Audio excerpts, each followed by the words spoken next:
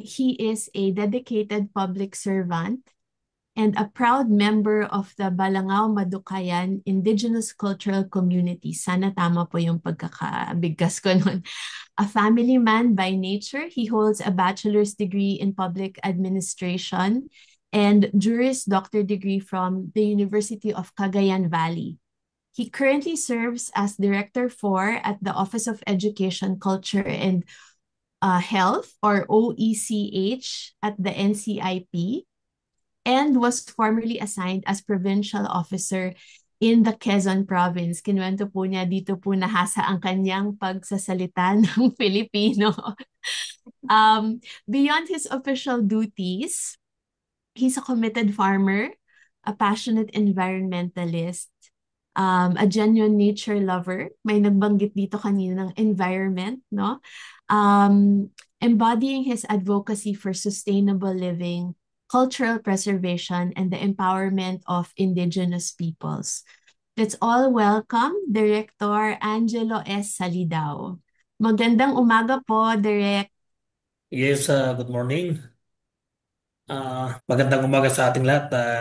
Natutuwa po ako na maging bahagi nito. Actually, bago lang ako dito sa central office pero ramdam ko ng mga challenges na kung saan ay may apply ko yung aking masterpiece na natutunan ko sa field office as a public servant, as a member of the indigenous peoples, at sa mga katutubo na naging katuwang ko sa field. Thank you. Thank you, Director. At kahit nung isang araw lang po tayo nag-meet, nadama ko po yung passion nyo at pagpapahalaga ninyo sa ating kultura. Kaya sigurado ako madami kaming matututunan from your Yes, experiences yes, on the yes. field. Simulan natin ang ating forum sa pag-set ng context. Ang tanong natin para sa topic na ito ay, kamusta nga ba ang katutubong Pilipino? So, invite ko si Joyce na mag-share ng kakaunting information na na-research natin tungkol dito. At maya-maya, bibigyan din natin ng pagkakataon si Director Angelo para i-share din ang information mula sa NCIP at sa kanyang kaaranasan. So, mag-start tayo kay Joyce. Go ahead.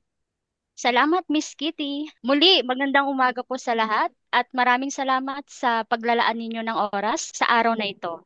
So, bago nating simulan ng talakayan, gusto po nating ibahagi ang sariling pananaliksik ng aming grupo. Ito po ay ang Kamusta na nga ba ang katutubong Pilipino? Base sa datos na aming nakalap, makikita natin dito na ang Pilipinas ay may kabuuang 11.3 to 22.5 million indigenous peoples at ito ay sa kabuuan ng 10 to 20% of the total population in the Philippines. At meron din tayong estimation na 110 distinct indigenous ethno-linguistic groups dito rin sa ating bansa. So, dito sa ating datos na nakalap mula sa PSA, at sa iba pang sources, malalaman natin kung gaano ba ang porsyento na meron ang IP sa Pilipinas. At dumako naman tayo, bukod sa Pilipinas, dumako naman tayo, alamin naman natin yung global context.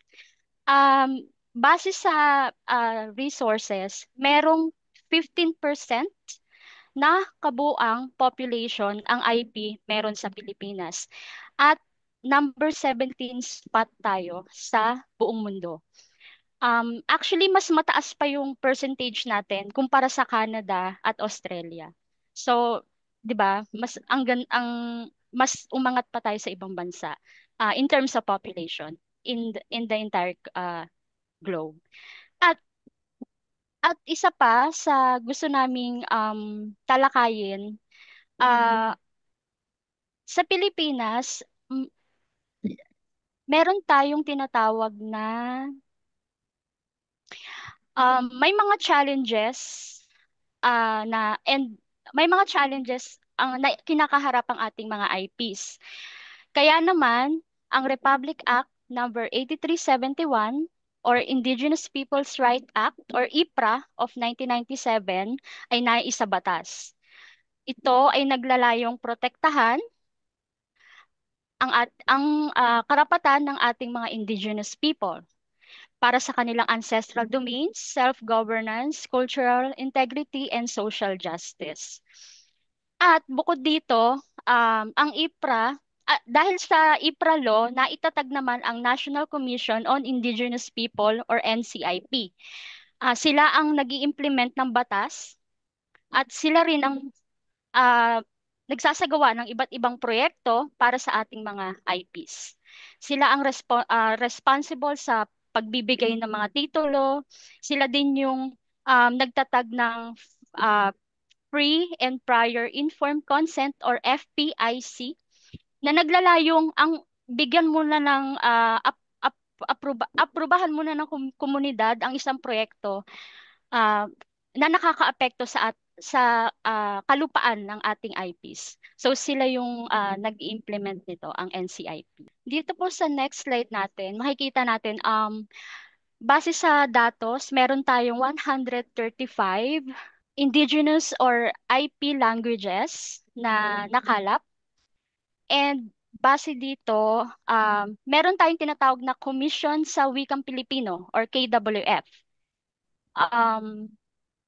Ito ay base sa kanilang pagre-report, meron silang na meron tayong tinatayang 32 indigenous languages na nanganganib na mawala or hindi na natin ma-preserve. At dahil dito nagkaroon tayo ng commission sa Wikang Pilipino. Tapos, sa susunod naman is yung mga challenges na kinakaharap ng ating IPs, tulad ng threats to ancestral lands. Alam natin na masagana sa yaman ng ating mga katutubong Pilipino. Marami silang resources at dahil dito nanganganib sila sa mga malalaking proyekto tulad ng mga mining, loggings, and energy projects. Isa pa sa mga kinakaharap ng ating mga IPs, lack of access to basic services. Marami sa mga IPs or katutubong Pilipino ay um, nakatira or matatagpuan sa mga remote areas. Dahil dito nagkakaroon sila ng mga hindi sila nabibigyan or natutugunan ng basic services tulad ng health, um, like basic education. At dahil dun sa remote areas or geographical location nila, nagre-resulta ito sa poverty and discrimination. Kaya naman naitatag ng IPRA law ang NCIP para maprotektahan or matugunan ang mga suliraning kinakaharap ng ating IPs. Yun lamang po at maraming salamat. Thank you, Joyce, para sa overview na yon. Ngayon, Director Angelo, kayo po ang talagang immersed no, sa kulturang patutubo, mga issues dito, at mga programa para sa IP. Ano po ang importante naming malaman or ma-appreciate tungkol sa mga IP? Pwede niyo pong i-share na yung slides niyo? Salamat doon sa brief kanina ni Ma'am Joyce. Parang ni-report na yung aking PowerPoint presentation. Anyway, elaborate po natin.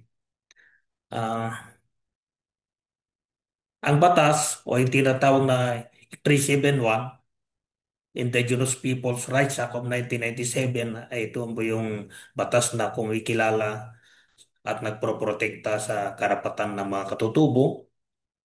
At ang NCIP naman, ang agency to mandated to implement the provisions of the Indigenous Peoples' Rights Act of 1997. Kasi napakaraming katutubo sa Pilipinas, na gaya ng nasabi ni Ma'am kanina, na ang discrimination. So mapalad tayo sa Pilipinas na kung saan ay nagkaroon ng ganitong batas. Sa Pilipinas lang po ang meron nito. So mapalad po tayo na ang pamahalaan natin ay tinugunan itong naranasan dati ng mga kapatid natin na mga katutubo. Actually, katutubo rin ako, so ramdam ko po yun. Next slide, please. Ang Republic Act 871 ay batas na kumikilala, nagtatanggol at nagtataguyod sa karapatan ng katutubong pamayanang kultural, katutubong pamayanan, nagbubuo ng pambansang komisyon para sa katutubong pamayanan, nagtatadhana ng kaukulang kapaaraanan sa pagpapatupad at naglalaan ng guluhin para dito at para sa iba pang layunin. Yun po yung Republic Act 837. Anyway, mamaya I will share itong slide namin para dun sa para maging reference ng mga kasama natin sa meeting na ito. Next slide please. Sir Neil, next slide. Ito man naman yung National Commission on Indigenous Peoples. Ang alam ng iba ay ito, ang National Commission on Indigenous Peoples ay isang non-government organization pero hindi po. Ito po ay National Government Agency nationwide in scope. Isang organization, may central office po siya na kung saan ay andito yung likod, may regional office, provincial offices, community service centers, at may humigit kumulang na 2,000 na personnel. Yan po. Yan. Next slide, please.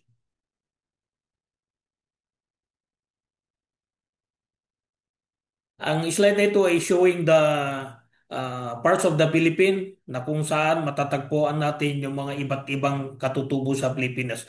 There are more or less 115 ethno-linguistic group dito sa Pilipinas.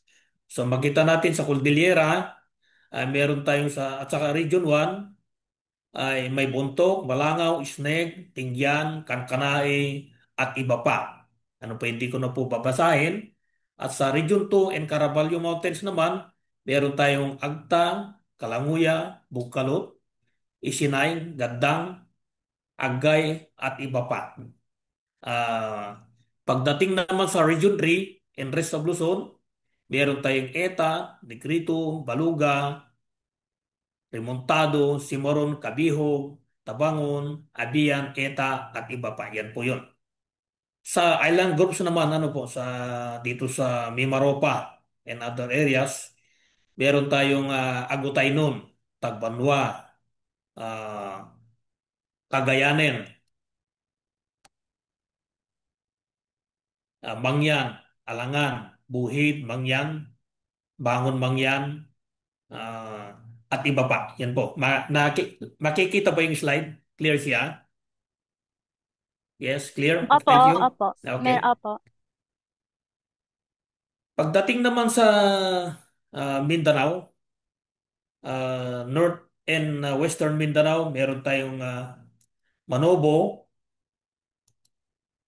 Subanen, Mansaka, Dibabawon, Banwaon, Bagobo, Tagakaulo, at iba pa. Anyway, you will get a copy of my presentation mamaya po. Sa Southern and Eastern Mindanao po, meron tayong Manobo, Mandaya, Mansaya, Dibabawon, Banwaon, Bagobo, Manobo, Taga Kailo, Talaingod, Laingan at iba pa. At sa Central Mindanao, meron tayong Aro Ina Aro Inanon, Tiduray, Bagobo, Obong, Manobo, Higaonon, Maguindanao, Caritic at iba pa. 110 tribes, uh, more or less 12 million 12 billion ano na individual IPs at may more or less 5 million hectares na ancestral domain. Parang explanation lang ito. Ang bawat katutubo sa Pilipinas ay may sariling pagkakakilanlan na sumasailalim sa kanilang kakaibang kasaysayan, kapaligiran at pamumuhay. Ang kanilang kultura ay hindi hiwalay-hiwalay na bahagi kundi isang magkakaugnay na sistema na nagpapayag ng kanilang pagiging isang grupo. Narito narito ang mas malalim na paliwanag sa mga aspektong nabanggit. Sariling lupaing ninuno o yung ancestral domain. Ang lupaing ninuno ay hindi lamang isang lugar, ito ay pinagmulan ng kanilang buhay at kultura. Para sa mga katutubo, ang lupa ay sagrado, ang lupa ay buhay dahil dito sila ay namuhay at nakalibing ang kanilang mga ninuno. Ang lupa ang nagbibigay sa kanila ng pagkain, tubig, at iba pang pangangailangan. Ito rin ang sentro ng kanilang espiritualidad at pagkakilanlan. Ang mga batas at tradisyon na sumasaklaw sa paggamit ng lupa ay ipinasa sa bawat henerasyon. Tinitiyak na ang pangangalaga sa kalikasan at ang pagpapatuloy ng kanilang pamumuhay. Sariling pananamit, traditional attire. Makita ninyo itong damit ko, ano? Ito yung damit namin sa Paracelis Mountain Province. Original na gawa po sa amin ito. Ang pananamit ay higit pa sa simpleng palamuti. Bawat disenyo, kulay, at material ay may kahulugan. Halimbawa, ang mga kulay ay maaaring sumimbolo sa isang kalikasan. Ang mga disenyo ay maaaring magkwento ng kanilang alamat o kasaysayan ng kanilang tribo at ang mga materyales na ay nagpapakita ng kanilang ugnayan sa kalikasan. Ang pananamit ay isang visual na representation ng kanilang pagkakilanlan, posisyon sa komunidad. Sir Neil, huwag mo nahihilo ako sa magbasa. At pangangalaga, ito ay uri ng sining na nagpapayag ng kanilang paniniwala at tradisyon. Makita natin na ang bawat katutubo sa Pilipinas ay may sariling pananamit. So, sa 110 na katutubo sa Pilipinas ay may sarili-sarili silang pananamit at salita. Next slide, please. Sariling pananalita o language. Ang wika ang nagiging daan upang may pahayag ang kanilang mga kaisipan, damdamin, at kaalaman. Sa pamamagitan ng kanilang sariling wika, naipasa ang kanilang mga mito, epito, at kasaysayan. Ito ang nagbibigay buhay sa kanilang kultura at nagpapanday ng kanilang pagkakilanlan bilang isang grupo. Ang pagkawala ng wika ay nangangahulugan din na unting-unting pagkakupas ng kanilang kultura at tradisyon. Marami sa katutubo sa ngayon ay hindi alam magsalita ng kanilang mga sariling mga salita. Gaya doon sa aking area, doon sa Quezon Province, although yung kanilang external appearance ay katutubo, dumagat, or eta, pero pag magsalita sila ay Tagalog. Ano po yung dahilan? Ito ay parang minsan ay kinahiyan ng mga ninuno nila na ituro sa kanila yung sariling wika dahil dati pinipintasan pagkatutubo, sabi may buntot at iba pa yung mga negative na drastic na mga words na nakakasakit minsan sa mga katutubo. May sari-sariling kultura at pamamaraan. Ang mga ito ay kabuuan ng kanilang pamumuhay. Ang kultura ay sumasaklaw sa kanilang mga paniniwala, sining, musikal, sayaw at mga kwento. Ang mga kaugalian ay kanilang mga tradisyonal na gawi at ritual na sumasailalim sa kanilang pagpapahalaga sa pamilya, komunidad at kalikasan. Ang pamamaraan naman ay tumutukoy sa kanilang natatanging paraan sa pagsasaka, pangangaso, pangingisda, at paggamit ng mga gamit. Ang mga ito ay hindi hiwa-hiwalay na bahagi kundi magkaugnay na sistema na, na, na nagtutulungan upang mapanatili ang kahusayan at pagpapatuloy ng kanilang pamumuhay. Ang katutubo talaga, lalo yung mga nandito sa Sierra Madre ay andun pa rin sila dun sa dating pamumuhay. Unlike us in the Cordillera, na nag-shift na kami sa modern agriculture. Nag-aroon ng education. Actually, in Cordillera, ang number one na educated na IPs worldwide. Ang sa amin lang sa Cordillera, hindi namin nakalimutan yung aming salita, pananamit, at yung mga customary law and practices. Hindi po namin kinahiya yung aming. So, yan ang naging yung values formation and education na aming minana sa aming mga ancestors. Kung makita natin sa Cordillera, makikita yung mga Banawi rice terraces. Yan po. Patungkol naman, narito yung isa sa mga accomplishment na ginawa ng National Commission on Indigenous Peoples, ano po, sa ancestral domain. As of May 2025, meron tayong natituluhan na may issue na titulo na ancestral land. Ito, ang ancestral land ay pag-aari ng individual or angkan. Yan ang ancestral land. 851. At yung total CALTI, yung CALTI ay yung Certificate of Ancestral Land Title. Ito po yung titulo para doon sa ancestral land. Meron po tayong ancestral domain. Ang ancestral domain naman ay komunal na pag-aari ng katutubo. Kunwari yung mga dumagat remontado, meron silang 163,000 hectares more or less na ancestral domain doon sa General Nakar Quezon, of course subject doon sa existing property rights na pag-aari ng mga pag-aari ng mga katutubo at hindi katutubo na covered ng regular title. As of now, meron tayong na-issue na 280 na Certificate of Ancestral Domain Title. Patungkol naman doon sa certification precondition, yung sa tinatawag na FPIC, ah, certification precondition application, pag walang CADTI, ang ini-issue ng NCIP ay Certificate of Non-Overlap. Pag ang proyekto ay nasa loob ng ancestral domain, dumadaan po ito sa tinatawag na FPIC process na kung saan ay madugo na usapan yan gaya doon sa Kaliwadam. Ang na-approve na CP as of now is 543. Meron tayong exercise of priority rights na 20. Ang exercise of priority community-initiated projects na kung saan sila ay mismo ang nag-initiate para magkaroon ng isang proyekto. At meron ding sa bawat ancestral domain, may tinatawag na Ancestral Domain Sustainable Development Protection Plan na kung saan yun yung mga plano ng mga katutubo sa loob ng isang lupaing ninuno.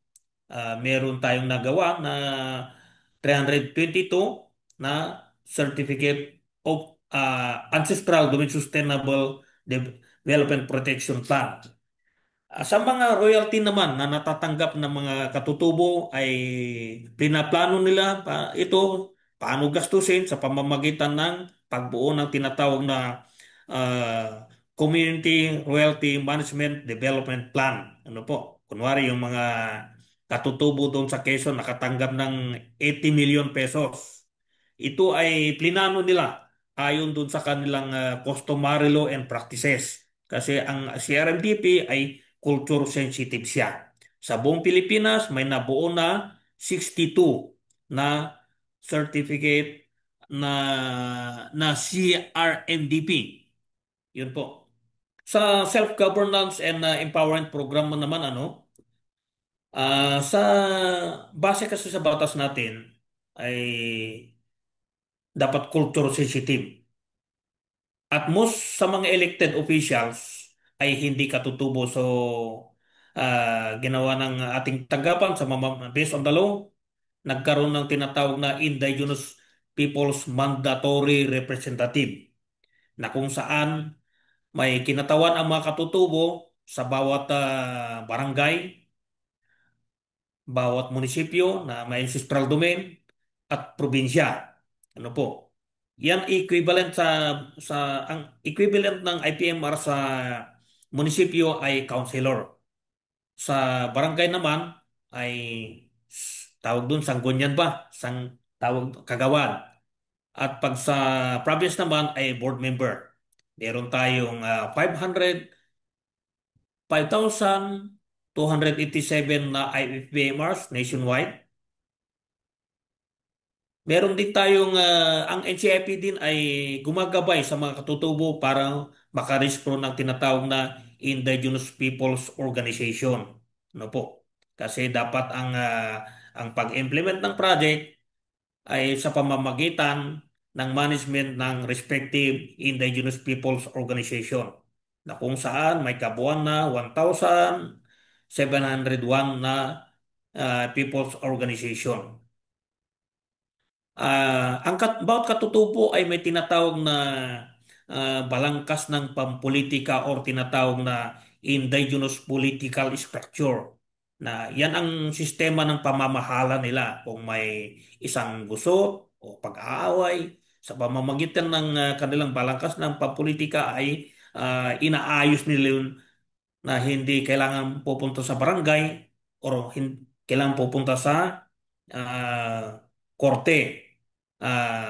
Sa ngayon, may total na document ng NCIP na 35 na indigenous political structure. Meron din tayong tinatawag na Certificate of yung COC confirmation.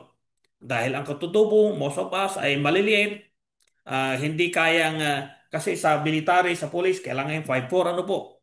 So, nagkaroon ng batas ng privilege para sa katutubo na kahit below 5'4", ay pwede siyang maging police, maging member ng AFP.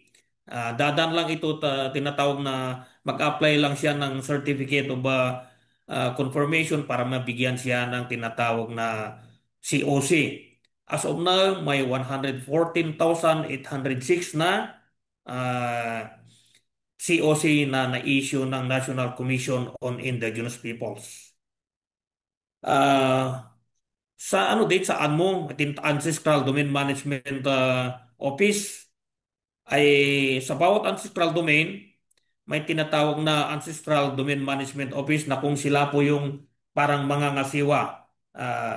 Parang isang office na makatutubo sa respective ancestral domain.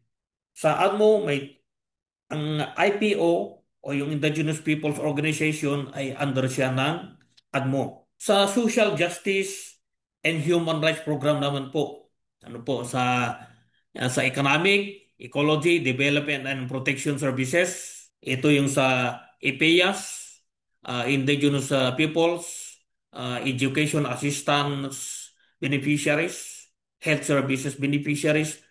Pinapakita nito na doon sa socio-economic, meron tayong project na humigit 105,000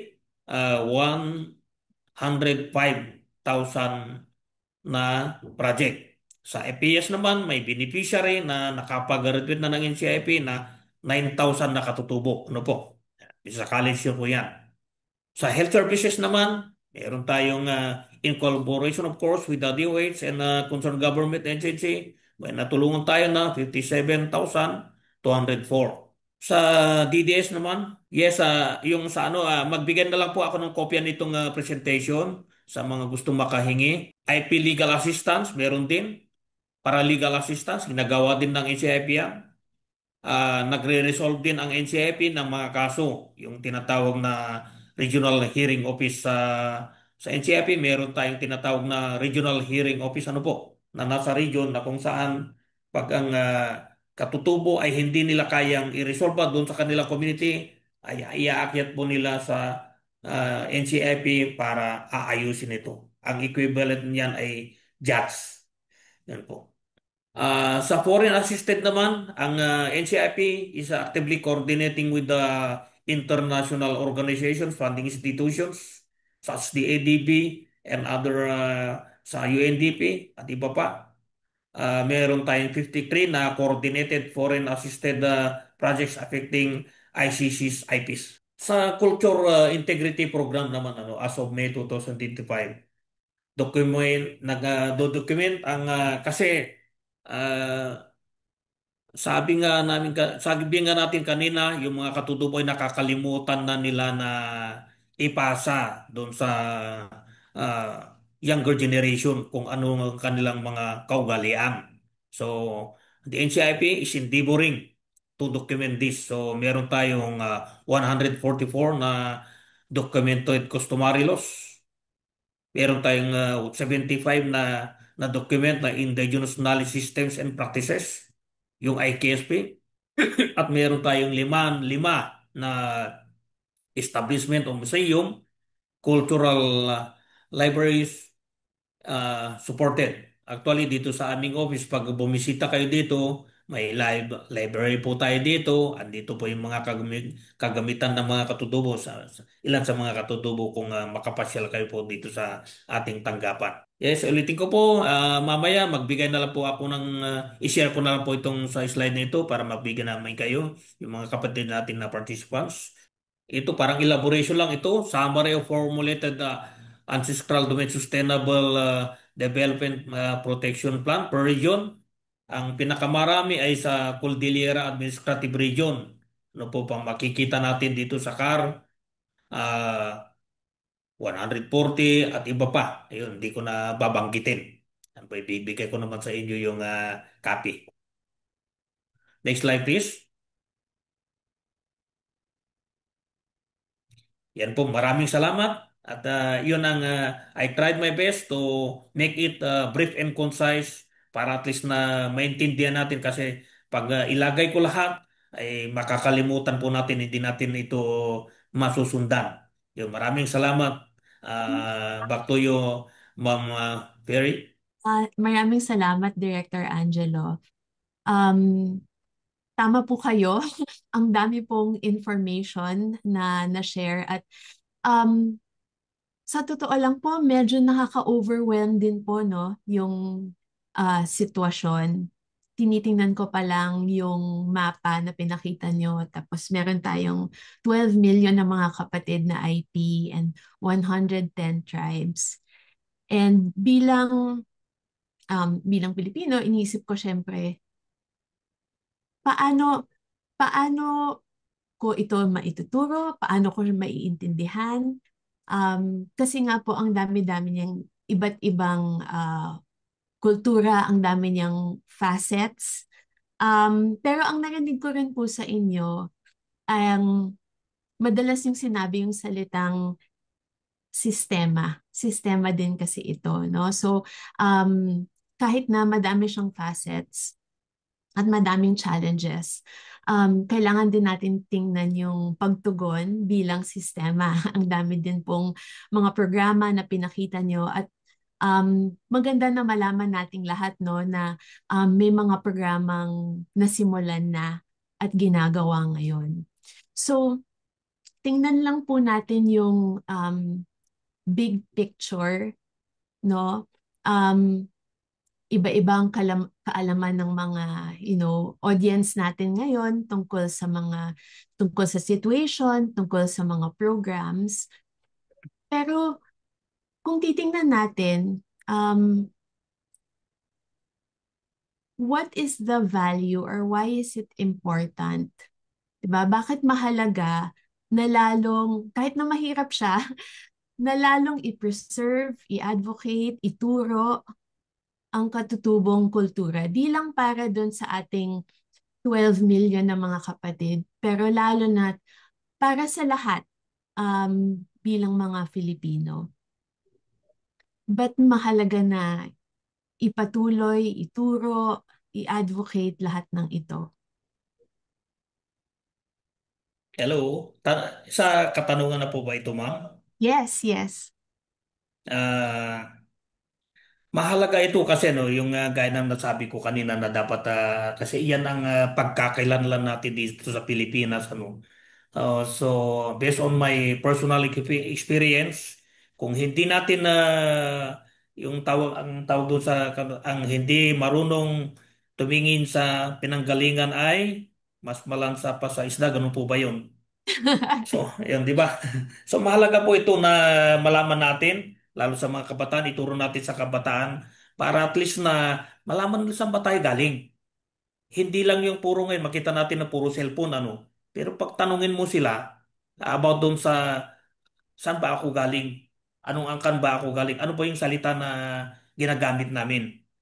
Pag tanungin mo mga bata, hindi nila alam ko yun. So mahalaga na tayo as a parents ay may pag-aralan din natin kung ano yung mga different cultures in the Philippines. Kahit hindi man tayo katutubo, mahalaga din na pag-aralan natin yan para pag may tanong ta sa atin ay maipasa natin sa mga younger generation.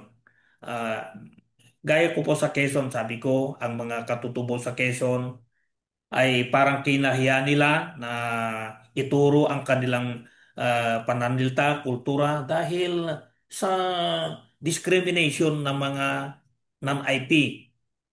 Yun po, kaya na kinahiya nila pero ngayon na dumating yung IPRA at the NCIP sa endeavoring to restore kung ano yung mga kaugalian.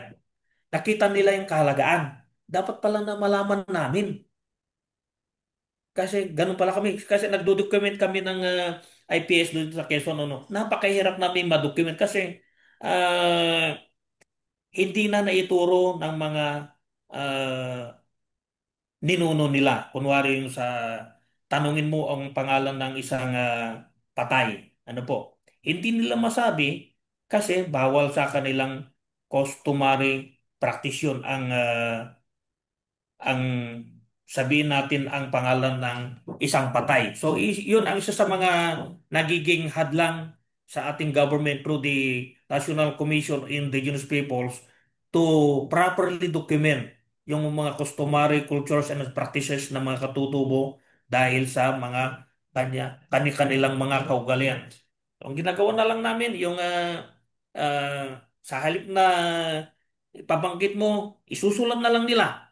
Yan po yun ang ginawa namin ng mga style.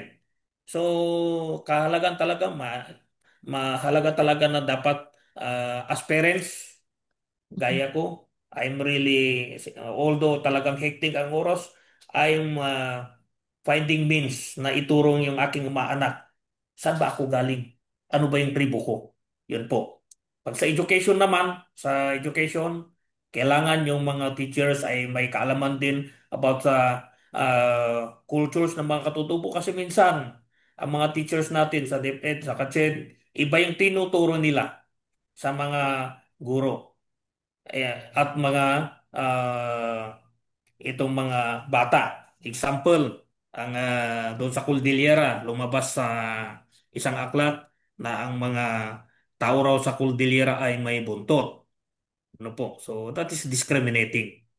Ang ano doon, pero parang tinutukoy nila na buntot yung bahag.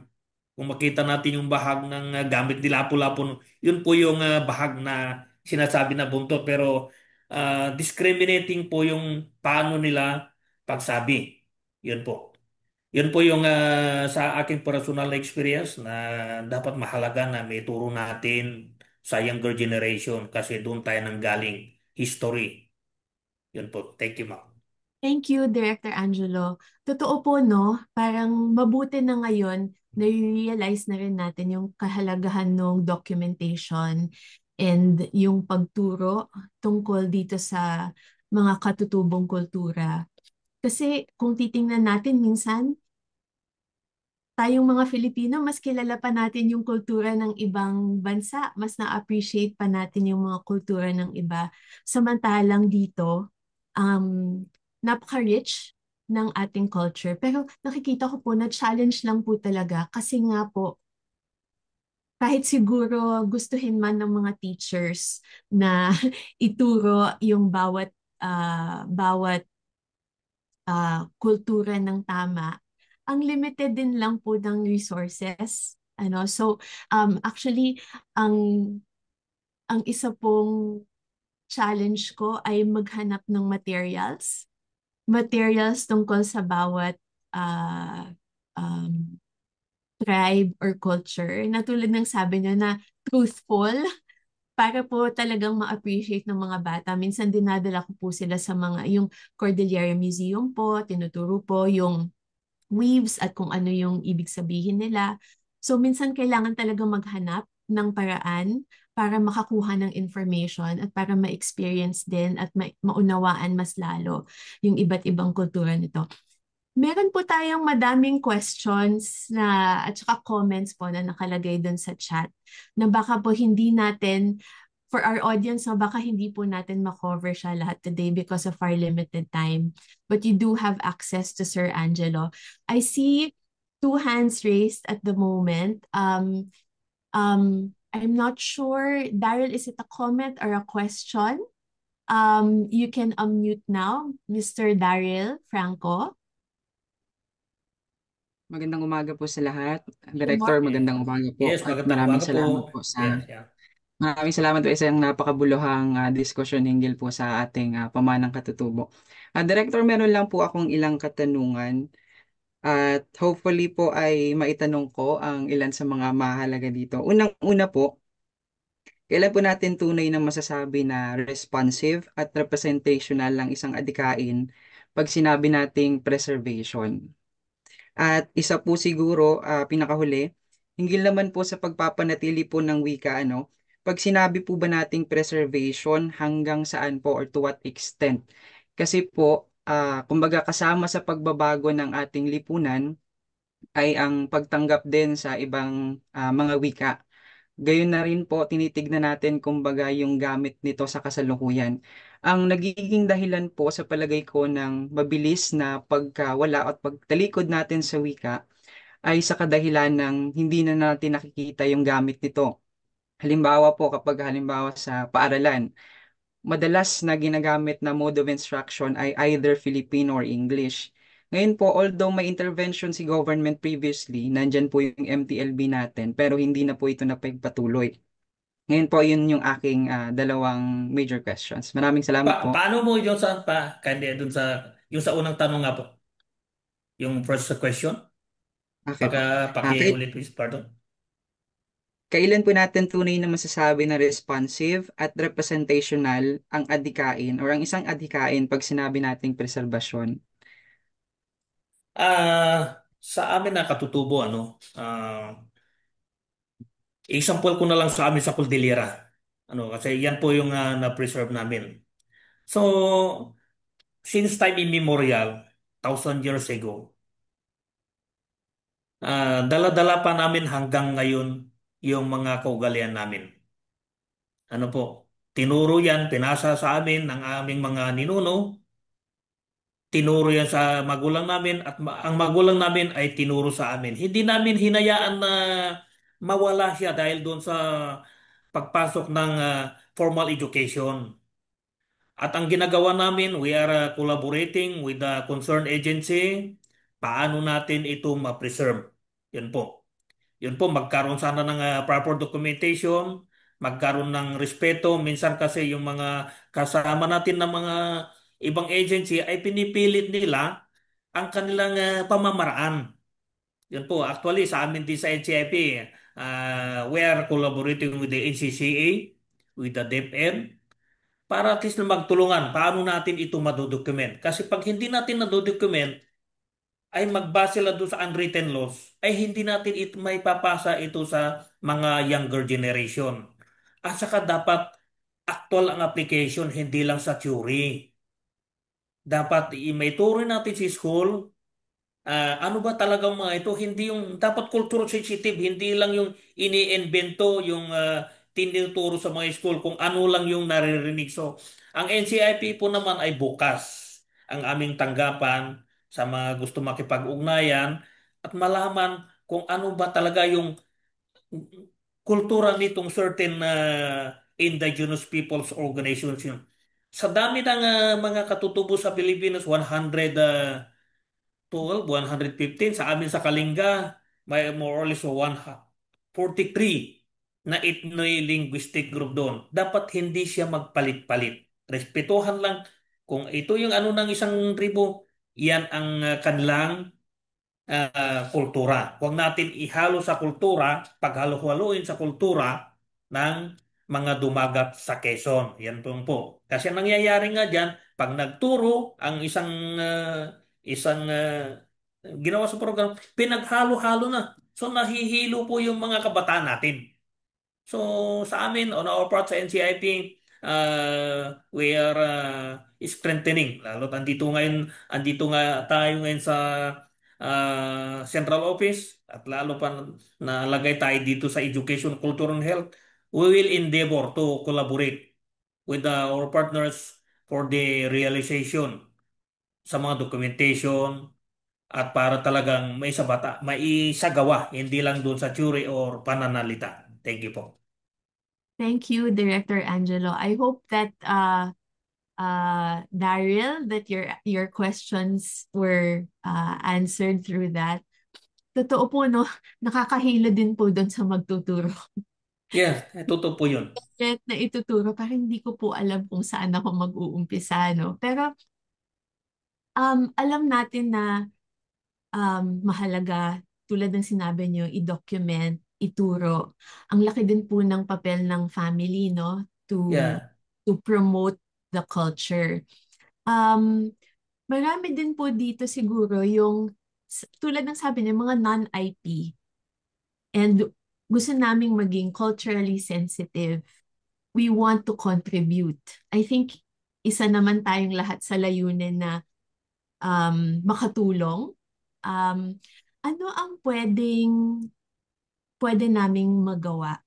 Of course, iba yung ginagawa ng NCIP, pero bilang non-IP, paano po kami makakatulong? Sa bilang non-IP, no, pag lalo sa mga school, the NCIP is enhancing the collaboration. Nagkakaroon ng isang MOU or MOA. Nagkakaroon kami ng MOA with certain universities, state colleges, para at least na magkaroon ng isang nakadokumento na ugnayan. So para sa mga non-IP naman, ay ang nagiging respeto sana ang mga non-IP kasi pag sinabi na IP, ang alam nila IP ay walang kaalam, taong bundok, walang alam doon sa hindi uncivilized. 'Yun po yung kalimitan na naririnig ng mga katutubo sa mga non-IP. So bilang IP dapat alamin natin ang mga different ethno-linguistic groups sa Pilipinas. Nandito, open naman sa website namin andyan lahat. Mag-search lang kayo kung ano yung mga ethno-linguistic group sa Pilipinas, ano yung mga kanilang ugalian. Magkaroon lang ng time, saka hindi lang time, puso na intindihin. Kasi iba yung intindihin mo sa utak, doon sa dapat intindihin mo rin sa puso para at least ma-internalize at the same time, maituro natin sa mga kabataan. Kasi ang nangyayari nga, pinag-aaralan pa natin yung mga ibang mga tao sa banyaga kaysa ating pag-aaralan yung mismo yung ano ang meron tayo sa ating sariling teritoryo. Yun po. Thank you. Ang narinig ko po sa lahat ng sinabi niyo ay ang halaga ng puso. This is Yeah, yeah. something theoretical. It's something that's human to human. Tulad nga nung nasabi kanina dito sa chat, no, ang katutubo, ang ibig sabihin yan para sa kanya, ang salita na pupunta sa isip niya pag narinig niya yan ay kapatid. Yeah. So, And pag nakikita natin rin sa um, ibang bansa, makikita natin yung minority groups na ang laki ng efforts nila to be able to recognize and to be able to integrate and to be able to be yung pinag-uusapan natin, di ba, culturally sensitive to them. At sana ay yan din magawa natin dito. Especially ang dami nating mga kapatid, no, na IP. So, thank you for that, to really find the heart to be able to promote, to be able to help protect, or to also to support. yes. Yeah. Dagdag ko lang ang mga katutubo ay sila po yung nagpre-preserve ng kagubatan. So, may problema tayo ngayon sa climate change. So ang katutubo, hindi sila sumisira ng kagubatan. Nagtatanim sila. Nagbebase kasi ang lupa ay buhay. Ang kagubatan, yun ang source ng livelihood nila. So, yun ang we are collaborating with the DNR and partner international organization para doon sa recognition ng importance ng mga katutubo sa ating climate change mitigation and adaptation. Ano po, kasi nag-aano nga tayo ng economic pero hindi siya sustainable.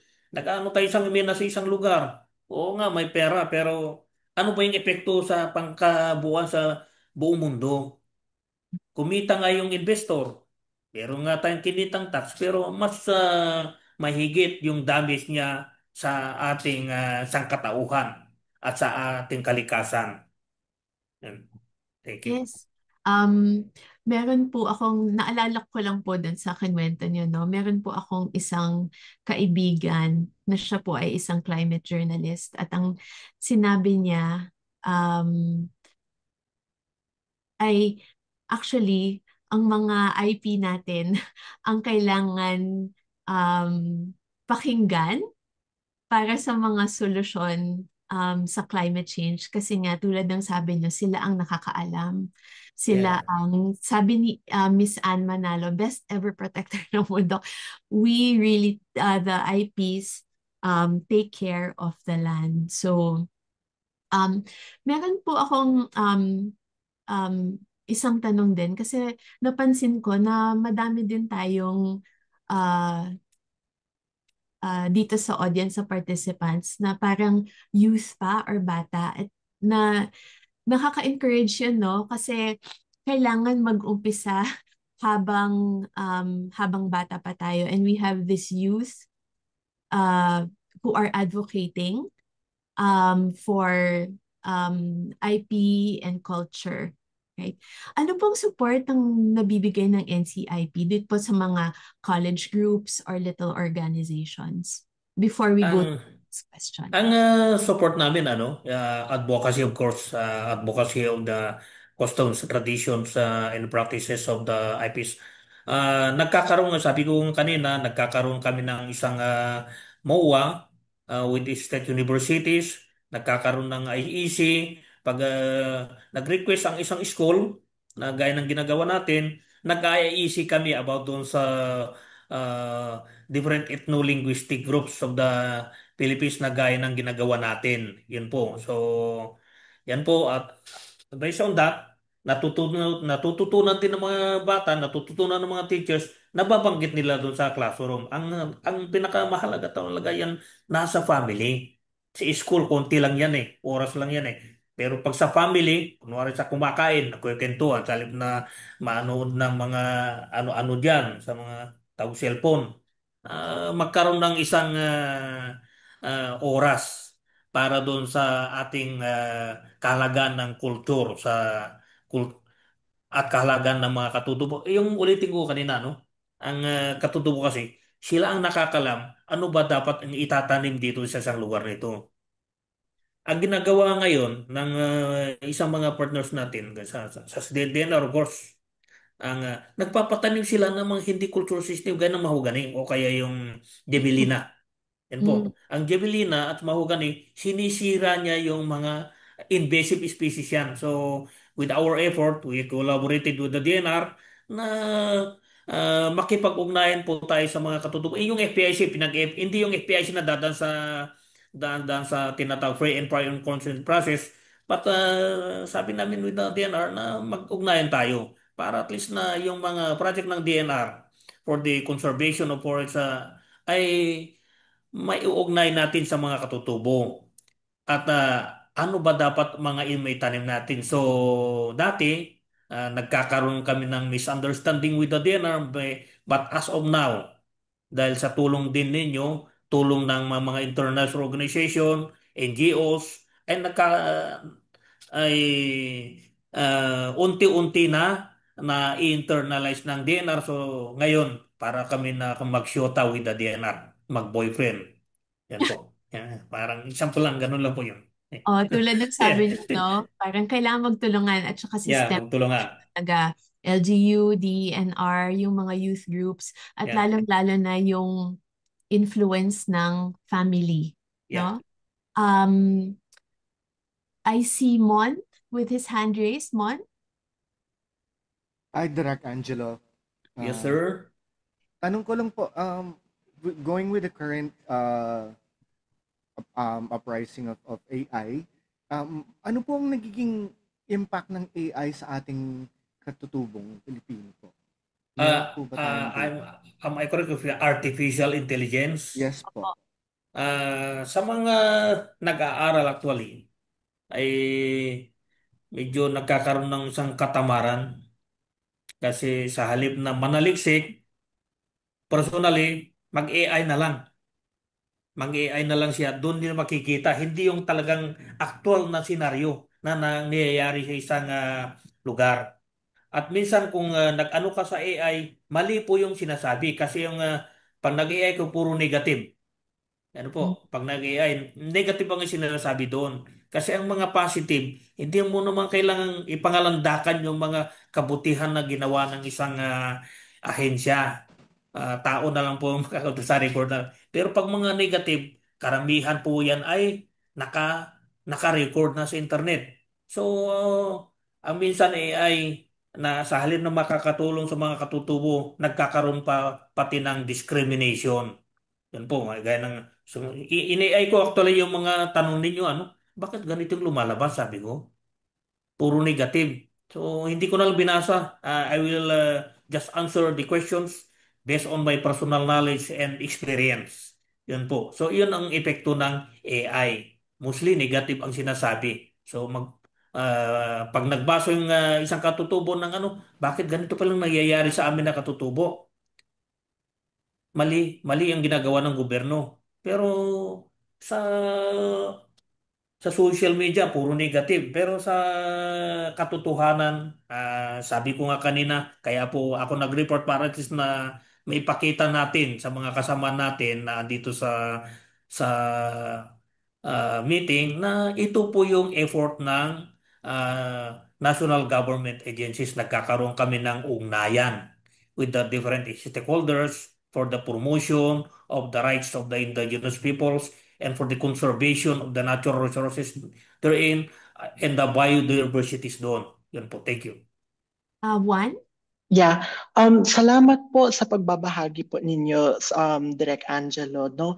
Narinig ko talaga na sobrang importante yung pag-aangat ng totoong IP, ng totoong boses at karanasan ng mga IP galing sa kanila mismo. Yan yung naririnig ko sa lalo't lalo na sa education, kailangan na kailangan yun. Yung tanong ko po, medyo na-connect sa kay Mon, 'di ba? Kasi sa sarili kong pananaliksik, lalo't lalo na sa Facebook, parang kung nakikita, kung nasa-search ko ng IP, marami-rami po yung mga misinformation ngayon. Lalo ngayon nakikita yung mga bias, unconscious man o talagang conscious na bigotry na hindi lang bias.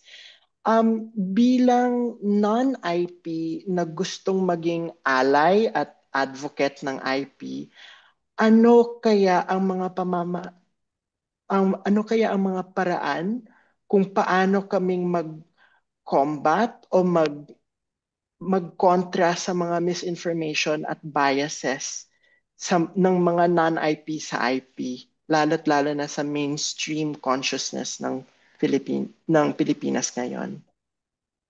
Yeah.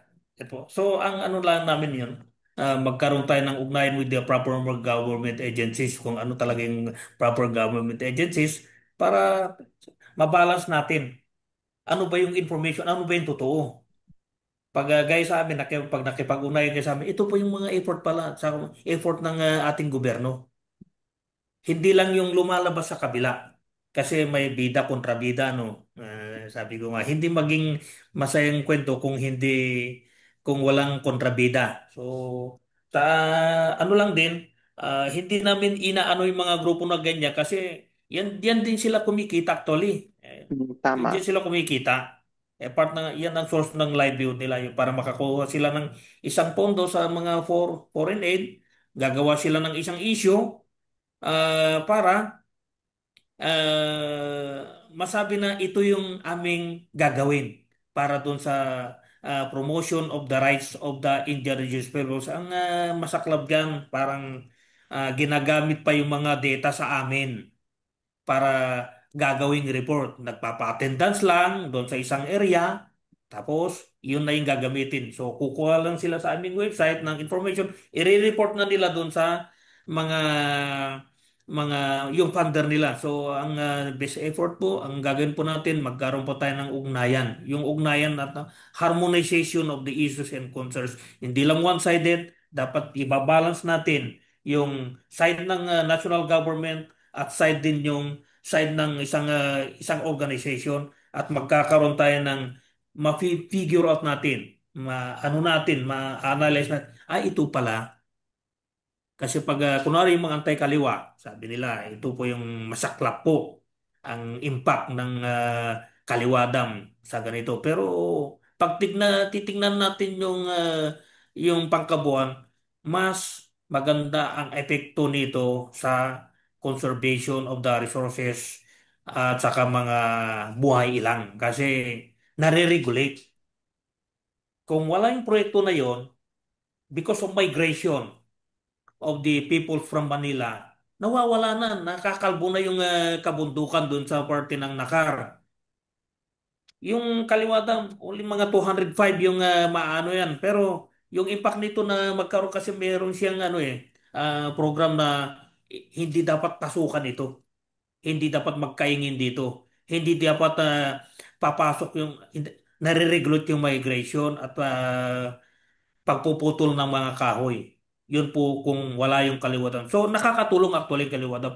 Pero naririnig natin puro negative. Makita ninyo puro negative yung naririnig natin sa social media. Pero pag nagkaroon tayo ng balanse na research, makikita natin, ay ganito pala yun. Kaya pala nagpursue yan. Kasi kailanman hindi magpapursue yung isang masama o illegal. Yan po. Yan po. Thank you. Salamat po. And thank you, Juan, for your question. Ito, hina-highlight lang talaga na napakahalaga ng critical thinking as Tama. consumers, social media, no?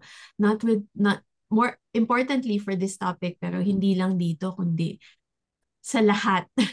Kailangan maging wise consumers tayo of social media. I think we have room for Joyce. You have a comment? Question po kay Direk Angelo. Go ahead. Yes, ma'am.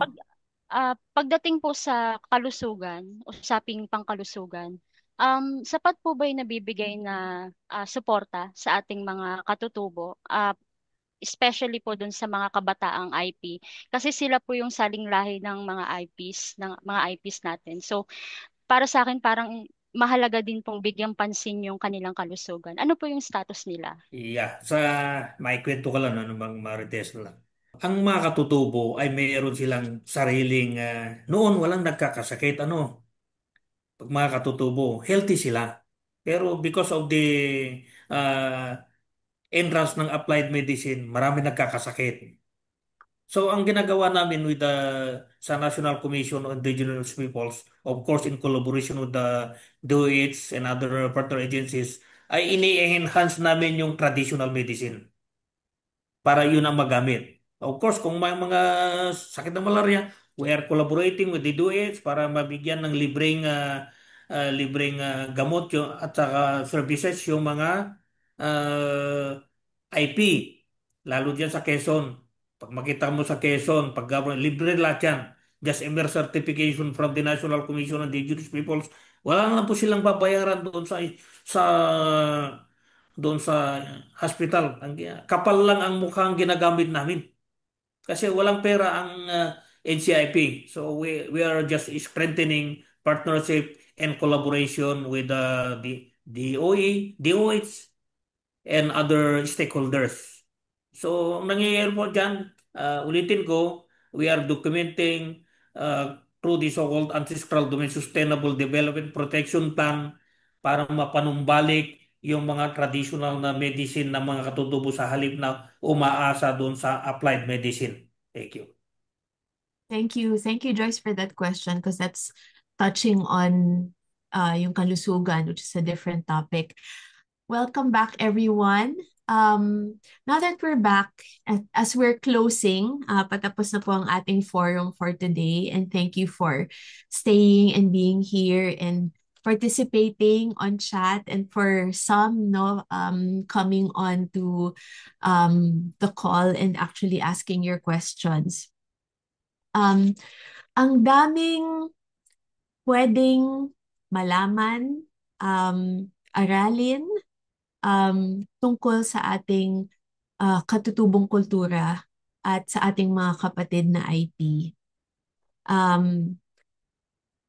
Madami ring programa na naumpisahan na ng NCIP, at sigurado ko may mga programa din yung iba-iba natin ditong mga groups, mga kahit NGO, youth groups, tungo sa preservation ng ating kultura.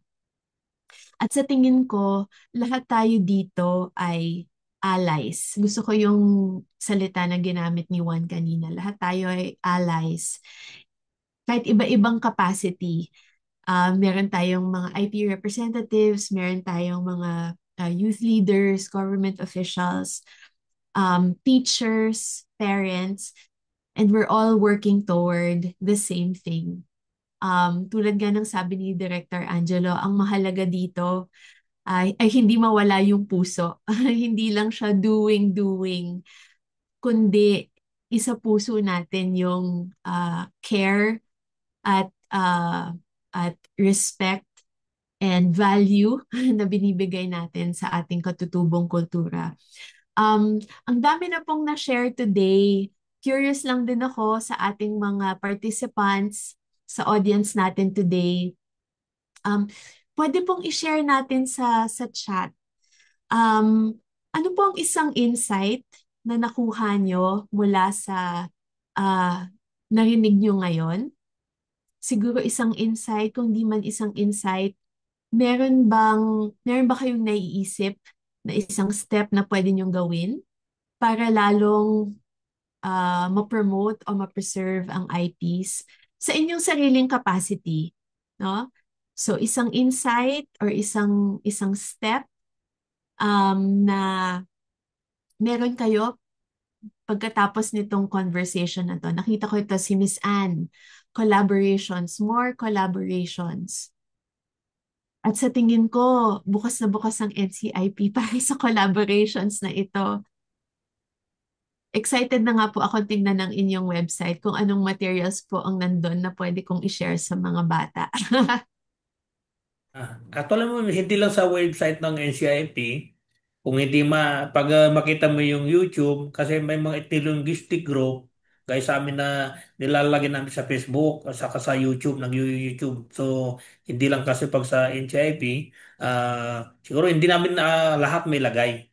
Pero pag makita natin, mag-search tayo sa internet, napakarami po. Yun lang sabi ko, ibabalance yung information. Yes, critical Yeah. thinking, no? I think dahil nandito tayong lahat ngayon, para tayong isang community na rin.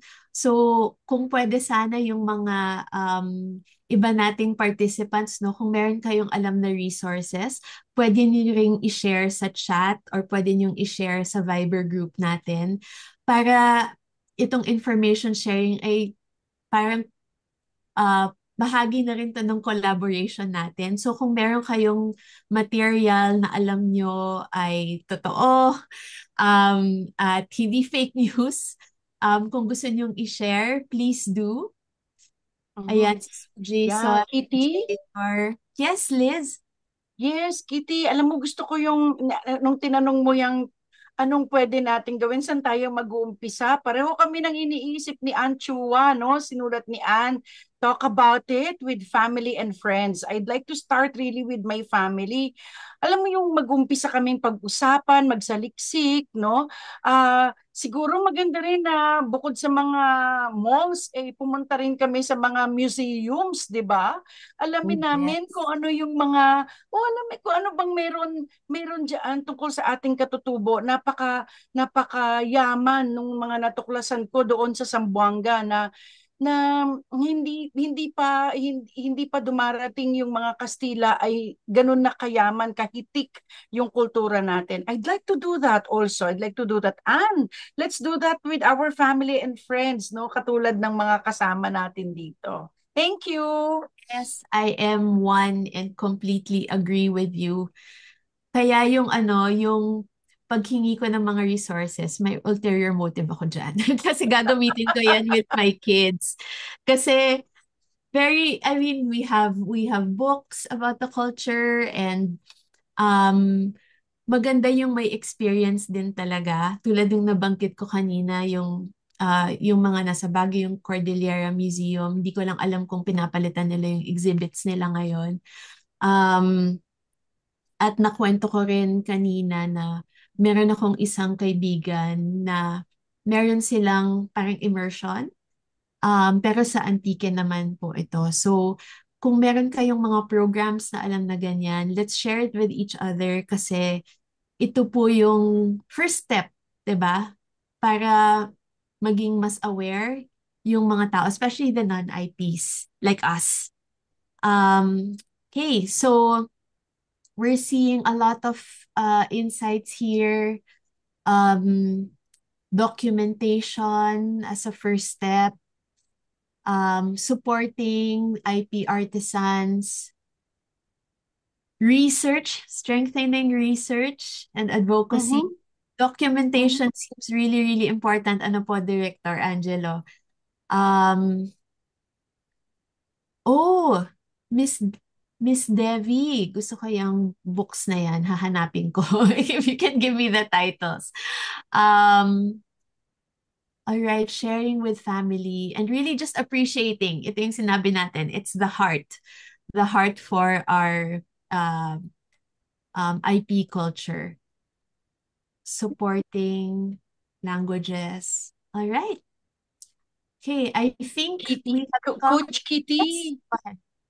Hindi ko pa na-open pero someone also shared on the Viber chat, no? Yung IEC, I think this is Education and Communication on IPRA Tagalog, no? Yung PowerPoint. So, thank you so much. Not sure kung ito po yung material na i-share ni ayan, opo. So, nakapost na po sa Viber chat Yes, yung yes, ma'am. material Pinost na ko po sa i-share ating Viber yung kanina. presentation ko kanina, ma'am. Hey, salamat Thank po, you. Director. Salamat. May material na po kami ng mga anak ko na aaralin. Okay. Oh yes, Miss Maricel, this is Blaan IKSP book. Hanapin po natin yan.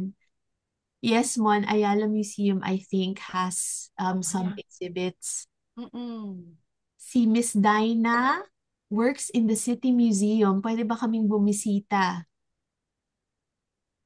I like that. Providing a living space where Indigenous voices are heard, respected, and celebrated. Napakaganda po ng efforts na ganito. At pag nakakakita kami ng museum, lalo na yung mga bago, ang layo lang ng iba, pero gusto talaga naming bisitahin. It's good for children to experience. And even us as adults, parang meron akong bagong interest and curiosity about our culture. Okay, maraming salamat po. Okay, so before we go, I would like to ask Director Angelo, huling mensahe po para po sa audience natin today. Ano po yung kailangan naming tandaan? Ano yung pabaon niyo po para sa amin? Yes, ang pabaon ko lang po sa ating lahat yung magkakaroon tayo ng bukas na ugnayan. Ugnayan tayo kung may tanong kayo, pwede kayong makapag-ugnayan sa amin dito sa NCIP at saka yung Sabi ko nga, hindi tayo dapat nag-ano sa isang side. Dapat nasa gitna tayo lagi pag may mga issues and concerns. Ah, tapos, ano po yan, yung mga katutubo ay may kanya-kanyang sariling kultura. Hindi dapat nagpalit-palit yan. Yung sabi ko kanina, huwag natin gamitin yung sa ating report, yung kultura ng kunwari sa Cagayan, Ibanag, huwag natin gamitin yung ilagay sa report natin, baka magkapalit sa kultura ng mga katutubo sa katutubong dumagat sa Quezon. Yun lang po. Huwag natin, parang culture sensitivity ang pinakaano natin. Ugnayan at saka culture sensitivity. Yun lang po, ma'am.